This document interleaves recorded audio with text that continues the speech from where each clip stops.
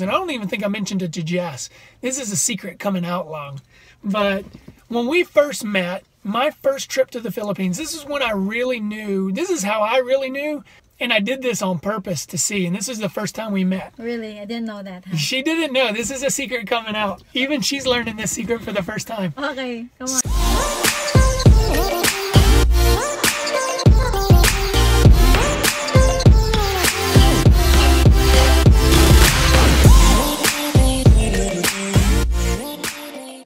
What's up, guys? We're back. We haven't shot in like over a week, right? It's bouncy, love. It is bouncy. Actually, I shot some film, but our new editor wouldn't edit the video. Like, she was just... I'm relaxing. Yeah, she's relaxing. Okay. Hope everybody's okay. And we receive a lot of comments from you guys, like asking where we are at now, what we're doing, why there's no videos. And yeah, we've just been busy. Actually, we've been busy, and we've got something going on. We'll tell you guys. Yeah, we'll tell you guys. Not yet, but later. We'll tell you guys soon what's going on that's had us so busy. It's pretty big deal. So yeah, and also you're back to school, so you're kind of busy as well. Like after work, guys, he is going to study right away. My husband is very responsible and very hardworking. Booyah! And he needs to massage me after that. My God. I've been massaging her. She gets a massage in the morning. She gets a massage at night. I've been cooking breakfast in the morning. Don't say that, I study when I come home from work. I study on my days off. So yeah, he's been a very busy man nowadays. Now we're headed to, my coworkers are having a gathering, and we're running late. We're like 20 minutes late, which is okay because it's a Filipino party. So we're gonna claim Filipino time. You know? It's too bouncy. Okay guys, we're almost here, but I'm gonna do this quick shout out to Mary Ann. You can check her channel, guys. He's also a Bisaya, and she's so funny. Did I say he? Sorry, it's she. No, I think you said she. She's very funny. To all our subscribers that are Bisaya, if you want to see some of our Bisaya YouTubers, then you can check her out. And we'd like to say hi also to oh my God, this is so hard. Wo A Niwar, to Bernalyn, to Shirley Wells, to Cory Castro, to Maria Springale Bryce from Sydney, Australia. Hi! Oh my gosh, we have viewers from Australia, right, love? Really? And we have also in Middle East as well, as far as I'm reading all the comments. And also to Rona Golmeo, to Mia Sandoval, and to Vanji Sereno. So this is all I've got here in the list, and we will do more into our next vlog. Yeah, because there's a lot of viewers that ask us to shout out their names. So yeah. Okay, sorry guys. I was trying to find parking. We talked about this girl who asked us one question. Yeah. Sige down. Sige, we still have time. Yeah, we have a second. So this is from Heidi. I'm not sure if this is how pronounced well. We're not doing a Q&A, but we're just going to answer a question in this one, or what? Yeah. Okay, sige. Just a quick one. Heidi Ternio, she said, "Hi guys, to Jake, how did your family accept your wife as part of your family? Are they not questioning you why you are going to marry a Filipina instead of those who have the same nationality as yours? Did your family made your wife to sign some papers about not sharing your property with her? I'm married also to an American, but I'm still here in the Philippines. But some of his family members want me to sign a papers saying that I'm not allowed to share with my husband's properties. Although my husband disagreed with it because we never talked about it even after our marriage, but most of his family members are forcing us to deal with it.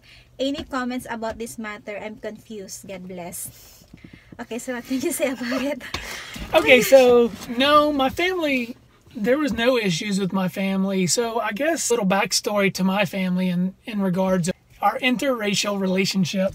My dad, who's been married a few times, Popsi guapo. yeah, his second to last marriage, he was married to a Cambodian. She was raised here in America. So, but anyway, they met, got married. Anyway, my dad married her. He's no longer married to her right now, but they had a child together. So they have a child from that relationship. But anyway, so my family's already been exposed to Asian. You know, white man with somebody other than a white woman, so, or an American. So it wasn't a big deal. And if it is, I don't know about it. Nobody said anything. Nobody's acted funny, right? Yeah. She was well received by my family, very welcomed. Everybody loves her, and you know, I feel very welcome and very feel loved. Even when I'm still back in the Philippines, when they chatted on me and they told me, like, the sisters of Jake, and you know, tell me like, we're so excited to meet you. When are you coming here in America? And you know, and all his stepmother, they, you know, tell me that they love me already, even if they don't met me yet. And yeah, I saw also Popsy, which is Jake's dad, on Skype, even if I'm still not here in America before. Yeah. So he's like, oh, mi amor, like, or is he trying saying, to like, he's speaking yeah, Spanish to speaking you. Spanish, Mi like, amor, when are you coming to see me? yeah, it's very funny. Yeah, I feel really well accepted. The Yeah. family. I have no problems with that. But if the case is with Heidi, with was that? Oh, with maybe her their- issue. Yeah, with her issue, maybe her husband and the family has joint business together, and they maybe work hard in it before you came into his life, and maybe they want to take good care of that business or whatever properties they have. So I think you have to, if that would be me, it would not be a problem to me, because I will not be in a relationship because of properties or with money. If Jake would leave me, I hope not, but if just in case, Well, never. I'm going back to the Philippines without problem. Like, I can still take good care of myself without, you know, without money or anything from him or from his family. So maybe in my part, I would say I would respect that if that is really meant for them, like if they're very passionate about it, because maybe they really work hard for it to keep that into the family. And yeah. Well, I'll go back on the first subject before I talk about the money in the business. The first thing is, I don't know where the guy is from, and anybody watching this, where your boyfriend or fiance may be from, so this will cover everybody. But I'm from the South, and anybody that knows America, knows the U.S., a lot of people in the South, they believe that, you know, whites should only be with whites, black African Americans with African Americans, Asians with Asians. That's still prevalent today. But not so much already. Not right? so much, but it is still prevalent today. And I don't think it's so much, a lot of those people, they don't believe so much that, oh, I don't like that other person because of their race, you shouldn't be with them. A lot of those people believe you're white for a reason, and if you don't stick with white people, then the white people will go away. Same for African Americans. If African Americans start blending with everybody else, then what they know today as African Americans will eventually fade away. So who else does that? Is it the Chinese? What Asian culture does that? Koreans, Chinese. So, you know, there's still in the Asian culture, there's still like the Koreans or the Chinese. Some of the old school parents and grandparents believe, like, hey, you should be with another Chinese person, or you should be with another Korean. Don't marry outside of our race. But of course, nowadays we're in different generation. So what I'm saying is, it's more open-minded. It may right be now. more prevalent in the South, that some people may experience that. I would just shrug it off. Don't even mind it. But that may still be a problem for some people. It was not for us.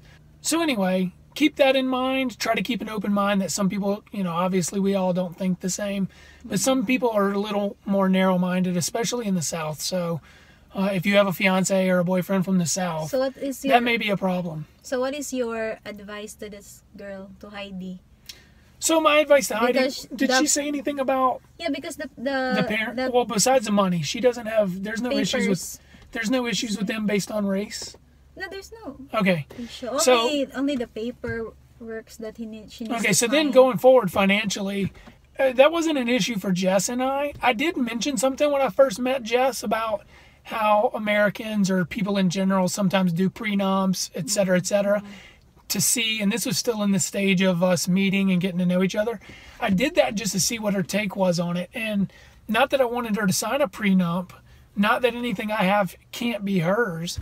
I just wanted to see if she was totally against it. Because if somebody was like super against it and adamant about being against it, then to me that would be a red flag. Yeah. She immediately said, I don't care what you have. If it didn't work with us, I would just return back to the Philippines to the life I had before. Yeah. I don't need anything from you. But in all honesty, no matter what I had, unless it was like a family-owned business that my family was still involved with and my family didn't want to lose it, then yeah, I would have her sign a prenup because I'm not the only one at stake to losing something. It's my family or my family-owned business, respect right? also the family's hard work to that. But if it's all business. mine, if it's all strictly mine, now, you know, and I think that this doesn't cover everybody, right? If you meet somebody on the internet, you know, you still have some learning to do by the time they come here. You still have some getting to know each other when you get married. Is it a bad idea to have a prenup? I don't think so if you have like a $5 million business, you know? Yeah, if it's maybe a big business, Yeah. then yeah. But if you only have 100,000 or a couple of 100,000 net worth, then I don't even think that's worth the issue of bringing up a prenup and making somebody sign over their rights to your property. Yeah. You know, that's my opinion. We didn't do one. Of course, I don't have much, but you know, what I do have, she can have. It doesn't matter to me if even if I don't have, it's all right to me. Yeah. Yeah. You know, and this is something else I haven't mentioned in any of our videos, and I don't even think I mentioned it to Jess. This is a secret coming out long. But when we first met, my first trip to the Philippines, this is when I really knew, this is how I really knew. I knew money wasn't an issue with Jess, and this is how I knew. And I did this on purpose to see, and this is the first time we met. Really? I didn't know that. Huh? She didn't know. This is a secret coming out. Even she's learning this secret for the first time. Okay, come on. So when I went to the Philippines for the very first time, one of the things I learned through research of going to the Philippines was if you were going to be with somebody from the Philippines, allow them to do the negotiating and allow them to pay for things, right? So as the white man, you don't want to be the one at the forefront and center trying to pay for things because you're going to pay the foreigner price, not the Filipino price. So anyway, knowing this, when I went there, I immediately, I think I pulled out like 30,000 pesos out of the ATM. And I gave it to Jess and I said, you hold on to this because I want you to do the negotiating and the paying for everything, which is the way I wanted it because I wanted them to see her with the money, not me with the money, and speak to her only. But with doing that, it wasn't my ultimate goal. My ultimate goal was that for her to pay the Filipino price. The second thing I achieved with doing that and giving 30,000 pesos at one time to Jess, and every time we spent that, I gave her another 30,000 or 50,000 or whatever and said, keep this in your purse, you pay for everything. Yeah, I remember that. So what that achieved for me was I got to see how Jess, what her thought and idea of money was, what her relationship with money was, how she handled money. If having 30 or 50,000 pesos in her purse, did she want to go spend it? Did she all of a sudden say, oh, let's get this, let's get that, I want this, I want that, because now she has possession of 30,000+ pesos at one given time. Okay. You want to spend it? She did not. What did I did? She was frugal, you know, was still, she would tell me, I would say, hey, let's buy this, let's buy that. And she'd say, no, that costs too much, or we shouldn't spend that, or we shouldn't spend this. So I learned a very, very good thing about Gisette, even my first trip to the Philippines, just by giving her a large sum of cash and saying, hold on to this and you buy everything for us. Yeah. She did not, it wasn't like she was a one-day millionaire or a millionaire for a week or a thousandaire for a week or a day. She did not relinquish that money very easily. I think because love, I also know how to, I've been independent my life for, I don't know how many years. I think I started when I'm 18 years old, independent, like working as a sales lady, working as a crew in a food chain company. and you know, and working in abroad, I know how it feels like to work hard and earn money.